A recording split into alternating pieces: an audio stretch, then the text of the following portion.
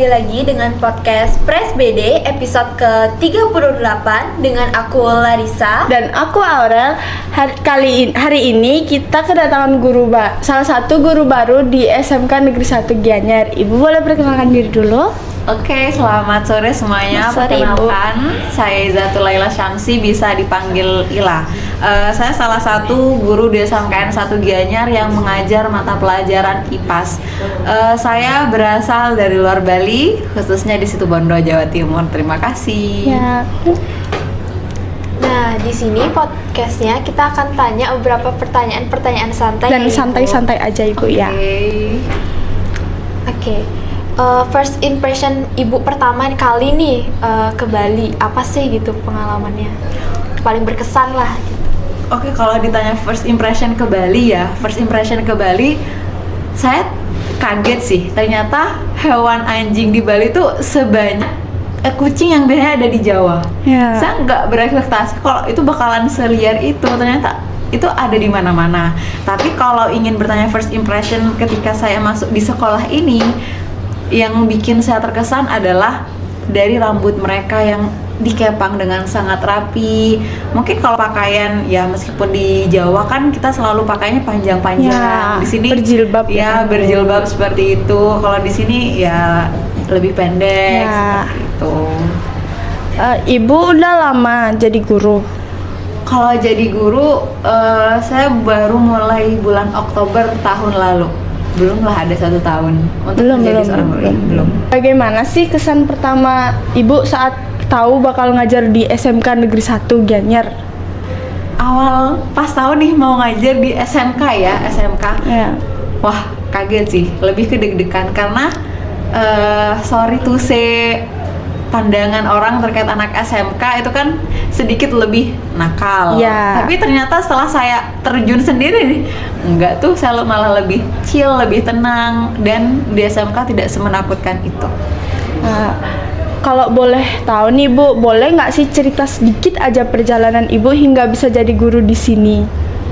Oke, kalau bertanya tentang perjalanan nih ya dulu saya melakukan SMP, SMA gitulah ya intinya. Jujur, menjadi guru itu tidak ada di list cita-cita saya, karena list cita-cita saya itu sebenarnya pengen masuk di hubungan internasional. Tapi keinginan dari kedua orang tua tuh pengen saya jadi anak hukum, pengen saya masuk hukum. Ya karena saya anaknya yang sedikit bebal dan pengen yang baru, pengen keluar lah dari zona nyaman, saya tidak mengikuti perintah dari kedua orang tua. Saya memilih apa? Memilih masuk di sains, khususnya di pendidikan kimia, seperti itu. Oke, long story short, saya lulus dari universitas saya yang dulunya di Jogja. Saya nyoba-nyoba nih, ada pembukaan PPG. Apa tuh ya, pendidikan profesi guru tertentu waktu itu, dan kebetulan saya nih langsung lolos one shoot di Universitas Negeri Malang. Nah, setelah saya lulus dari PPG, ada nih rekrutmen P3K guru. Dan ketika saya ikut tes, alhamdulillah ternyata masih rezeki saya lulus one shot di Provinsi Bali, khususnya di SMKN 1 Gianyar, seperti itu. Keren banget Ibu ya. Nih. Bagaimana sih Ibu beradaptasi dengan budaya dan lingkungan di sekolah? Oke, kalau untuk beradaptasi ya, karena prinsip selama saya kuliah, selama saya sekolah sebelumnya, di mana bumi itu dipijak, di situ saya harus menghormati apa yang ada di situ. Jadi ketika saya sudah ada di Bali, ya saya harus berusaha, karena ini tempat baru saya akan bersosialisasi pastinya. Saya tidak mungkin berdiam diri karena kita adalah makhluk sosial. Kita perlu interaksi dengan sesama. Saya memberanikan diri untuk membaur dengan sesama, menanyakan apa sih yang seharusnya dilakukan dan yang tidak boleh dilakukan, seperti itu. Ibu ada nggak sih tantangan terbesar yang Ibu rasakan sebagai guru di sini? Oke, kalau ngomongin tantangan ya, karena saya kan dari luar Bali. Tantangan yang pertama tuh pasti dari bahasa. Ternyata murid di sini tuh bahasanya sangat menggunakan bahasa daerah sekali, bahasa Bali, di mana saya belum mengerti sama sekali, dan sampai sekarang pun meskipun saya mengerti sedikit-sedikit gitu, tapi ya tetap saja saya tidak bisa memahami dengan baik apa yang diomongkan oleh murid saya. Jadi perbedaan bahasa itu yang menjadi kendala saya awal-awal. Makanya ketika saya mulai mengajar di sini, saya menekankan kepada murid yang saya ajarkan, tolong menggunakan bahasa Indonesia selama pembelajaran saya, seperti itu. Ibu ada nggak sih pengalaman yang kayak paling unik gitu, lucu, terus yang nggak bakal ibu lupa ini selama mengajar pas selama SMK ini? Pengalaman kalau dibicarakan tentang pengalaman unik tuh masih belum ada ya. Cuman kalau pengalaman berkesan itu pernah pas kita lagi membuat es krim. Pelajaran ya es krim, proyek IPAS, kita itu materi sudah masuk di zat dan perubahannya. Jadi kita dari guru-guru IPAS melaksanakan proyek. Waktu itu kalau nggak salah di 10 PH1 kita melakukan proyek pembuatan es krim yang dari kaleng yang kita puter-puter. Nah di situ karena ternyata susunya tuh terlalu banyak, jadi kan tambah lama tuh harus muter-muternya. Jadi mereka harus muternya pakai motor mereka. Jadi mereka bawa ke parkiran itu kaleng, mereka solasiin biar tidak bocor-bocor, terus mereka nyalakan motor pakai banyak itu. Diputernya seperti itu sih yang paling berkesan. Kalau kesan yang ada ibu rasakan waktu tahu karakter siswa di SMK tuh kayak gimana sih Bu? Berkesannya tuh ternyata kita tuh ya memang saya pernah mempelajari karakteristik siswa tuh pasti berbeda. Kita tidak boleh menyamakannya. Yang bikin saya berkesan ternyata karakter seberagam itu ternyata tidak sedikit yang saya bayangkan. Jadi saya harus benar-benar mengenal mereka, harus mengerti mereka nih maunya apa. Kadang kan ada murid kalau misalkan kita terlalu santai, mereka meremehkan kita. Kalau kita terlalu tegas, merekanya malah nggak suka sama kita. Jadi ya saya harus struggle lah di situ. Ya Ibu. Bagaimana sih Ibu membuat pembelajaran itu agar tidak membosankan biar nggak bosen buat gitu siswa-siswa gitu kan apa kadang ada siswa tuh ada aja yang di berapa jam mau pulang tuh pasti mengantuk ya bosen gitu. Apa yang Bu lakukan biar nggak bosen gitu? Oke, kalau dari saya sendiri nih biasanya biar mereka nggak terlalu bosen, saya melakukan praktek. Biasanya kalau kayak kemarin tuh ketika materi makhluk hidup dan lingkungan, saya mengajak murid-murid yang saya ajar untuk mencari, menganalisis di sekitar lingkungan sekolah makhluk hidup apa aja sih yang ada di sekitar sekolah, entah itu benda mati maupun benda hidup. Mereka harus menganalisisnya. Jadi dari kegiatan proyek itu, karena mereka kan bekerja langsung nih, nggak standby di kelas aja karena mereka keliling. Nah di situ mereka kebetulan mereka tidak mengantuk seperti itu. Ya Bu. Menurut Ibu nih, seperti apa guru yang ideal bagi siswa-siswa? Guru yang ideal itu mungkin yang bisa mengerti apa maunya siswa, bukan yang menghakimi. Karena guru di sini kan mendidik. Yang mendidik bukan cuma ilmunya saja, tapi karakternya juga. Yang ideal ya harus bagaimana sih guru itu mengerti maunya siswa. Mengerti dalam artian ini bukan kita menuruti semua kemauan siswa, tidak. Tapi kita memfasilitasi siswa. Dia ingin seperti apa, dia ingin pembelajaran seperti apa, dia ingin dididik seperti apa, seperti itu. Jadilah seorang guru yang murid itu ketika ada dia tuh tidak ada dia dirindukan. Dan ketika pembelajaran guru itu sedang berlangsung, waktu terasa cepat berlalu, seperti itu. Ya Bu. Apa yang paling ingin Ibu tuh tanamkan kepada siswa selain materi pembelajaran? Selain materi gitu, ada apa? Kalau yang pengen ditanamkan lebih ke karakter sih, karakter building mereka. Karena mereka kan tonggak penerus bangsa, katanya seperti itu. Tapi kalau dari mereka tuh belajar aja kadang, ya yang penting saya belajar, yang penting saya sekolah, tapi tujuan ke depan mereka nggak tahu. Jadi kita harus menanamkan karakter mereka. Kamu sekolah niatnya untuk apa, agar kamu nanti di masa depan seperti ini, agar kamu tidak menyesal di kemudian hari. Jadi siswa harus tahu goalsmu itu apa, tujuan kamu sekolah itu apa. Kalau kamu sudah tahu goalsmu, sudah tahu tujuan-tujuanmu, kamu tidak akan meremehkan sekolah, kamu tidak akan datang terlambat, kamu akan semangat untuk belajar, seperti itu. Ya. Ibu lebih mengutamakan catatan atau tugas-tugas bagi siswa untuk siswanya? Kalau bagi saya lebih mengutamakan tugas. Karena kan kalau misalkan mau dibilang catatan, tidak semua murid itu gaya belajarnya dengan mencatat.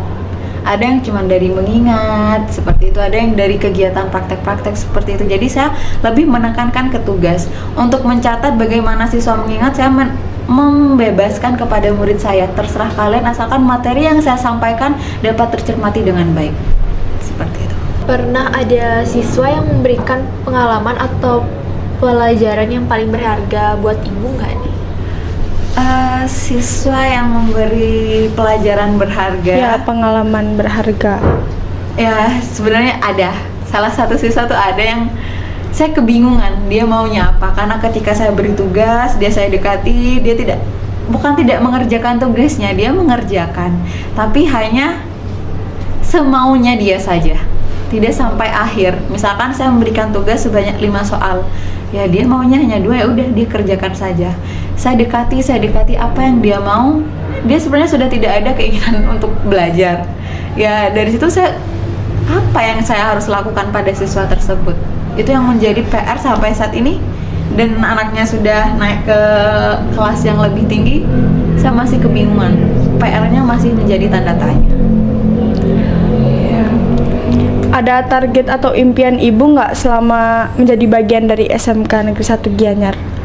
Kalau target dan impian, menjadi guru yang disenangi murid, menjadi teman sebaya yang disenangi oleh karyawannya, dan menjadi bawahan yang disukai oleh atasan. Menurut ibu nih, keterampilan apa yang paling penting dimiliki siswa untuk menghadapi di dunia kerja nanti nih? Ya. Keterampilan beradaptasi sih sepertinya, keterampilan beradaptasi dan mental yang kuat, mental pejuang. Kalian kalau tidak pandai beradaptasi, kalian akan kesusahan menghadapi lingkungan baru kalian. Yang kedua, kalau misalkan kalian tidak memiliki mental pejuang, kalian kena tegur aja, kalian sudah lemah, kalian sudah merasa aku salah apa, aku kok kayaknya nggak bisa. Tapi ketika kalian punya mental juang, kalian ditegur, oke, ini aku salah, aku harus perbaiki. Ditegur lagi, oke, saya harus perbaiki. Seperti itu. Mental juang ketika di dunia kerja, kalian harus tanamkan itu. Pesan ibu apa nih untuk siswa yang sedang berjuang menentukan mereka harus kemana masa depan nanti? Pesan saya, coba lebih di flashback lagi. Niatmu, keinginanmu itu sebenarnya apa? Jangan termakan dari bujuk rayuan teman, dari orang tua. Orang tua dan teman bisa memberikan saran, tapi tujuan itu hanya kamu yang bisa menentukan. Tanamkan itu, cari itu apa yang benar-benar kamu cari. Kalau kamu sudah tahu pengen itu, kamu pasti akan semangat. Kamu akan namanya manusia, selayaknya manusia, dia akan masih berjuang sendiri, akan mencari cara sendiri bagaimana saya bisa meraih itu. Ibu ada nasihat nggak sih yang mau ibu kasih untuk calon guru atau guru baru yang misal mau Secara sedang ibu memulai kan perjalanan juga, mereka ya, gitu? ibu kan juga guru baru kan, jadi gimana? Oke, nasihat nih untuk guru baru. Yang pertama, tanamkan bahwa kalian adalah seorang guru yang digugu dan ditiru. Mendidik bukan hanya untuk mendidik ilmu, tapi mendidik juga karakter siswa. Dan juga jangan pernah mengeluh, karena kita akan menghadapi berbagai macam jenis manusia, berbagai macam perilaku manusia. Dan juga jangan pernah terlalu membawa perasaan. Kadang kita ada perbedaan usia dengan siswa kita, perbedaan zaman, siswa yang sudah semakin maju. Itu bukan tugas kita untuk membawa perasaan atau baper atau kesal. Itulah tugas kita, itulah tanggung jawab kita, bagaimana kita memperbaiki siswa tersebut. Jadi jangan pernah menyalahkan siswa dalam hal apapun, karena sebagai guru itu adalah tugas kalian. Ya. Gimana sih perasaan kalau murid-muridnya ibu kayak rame gitu, kayak susah dinasihati, itu ibu gimana? Murid yang rame dan susah dinasihati ya. Namanya aja manusia, pasti ini maunya apa sih murid, pasti kesel, sedikit kesel. Cuman ketika mereka rame, ketika mereka tidak bisa dinasihati, pasti ada akarnya. Apa sih awalnya mereka rame? Bisa jadi karena saya yang terlalu tidak memberi tugas mereka, atau saya yang terlalu yang tidak mengabaikan mereka lah, maksudnya tidak memberikan tugas. Saya berfokus main HP nih misalkan di dalam kelas, jadi merekanya rame. Jadi ketika siswa rame, itu sebenarnya salahnya seorang guru. karena guru tidak bisa mengatur dengan baik proses pembelajaran yang terjadi di dalam kelas. Ibu ada nggak sih sosok yang menginspirasi bagi ibu di sekolah SMK Negeri 1 ini? Wow, pertanyaan yang sulit. Sosok yang menginspirasi di SMKN 1 Gianyar. Mungkin sejauh ini saya mengidolakan Ibu Risma. Ibu Risma guru PKN karena dia tidak yang show up. Dia ketika mengerjakan sesuatu dia yang tidak yang show up, tapi dia hanya diam. Tapi ketika sekali dia diberikan tugas, diberikan tanggung jawab, dia akan bekerja dengan totalitas. Dan dia juga akan mengajar dengan sepertinya pembelajaran Bu Risma ini menarik. Itu yang saya kagumi dari sosok Bu Risma. Kalau boleh tahu nih, apa sih ekspektasi ibu sebelum menjadi guru dan apa yang ternyata jauh berbeda gitu dari yang ibu bayangkan sebelumnya? Ekspektasi ya, kalau ngomongin ekspektasi sih, saya berekspektasi saya akan bisa menghandle nih murid-murid saya ini pasti bakalan mau nih kalau misalkan saya kasih tugas, intinya murid ini bakalan mendengarkan apa yang saya omongkan. Tapi realitanya no sangat berkebalikan ya. Saya ngomongin saya ngasih tugas ini, mereka nawar. Saya ngasih ini, mereka bu nggak mau. Ternyata tidak semudah itu mendidik seorang siswa seperti itu. Ibu kalau bukan jadi guru, kira-kira ibu mau impiannya ibu apa? Kalau bukan jadi guru? Kalau nggak jadi guru, cita-cita saya yang tidak tercapai itu adalah menjadi duta besar. Itu adalah cita-cita saya sejak kecil, ingin jadi duta besar.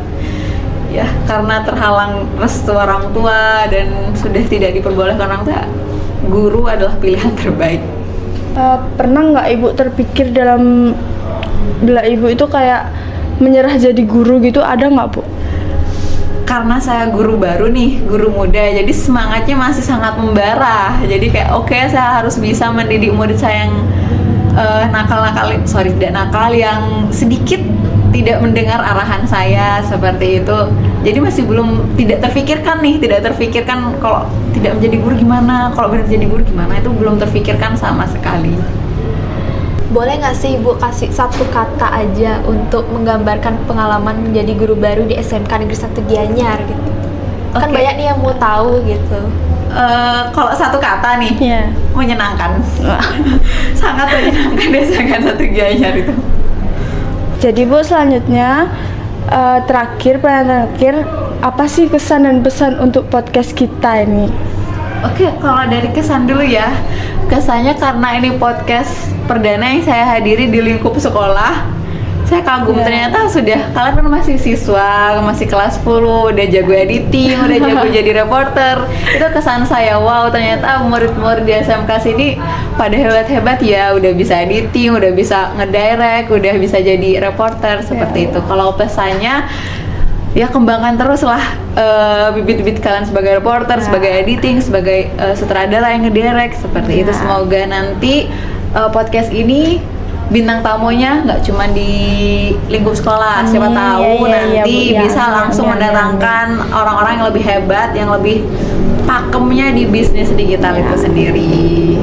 Sekian podcast dari kami, sampai ketemu di episode selanjutnya ya. Bye bye.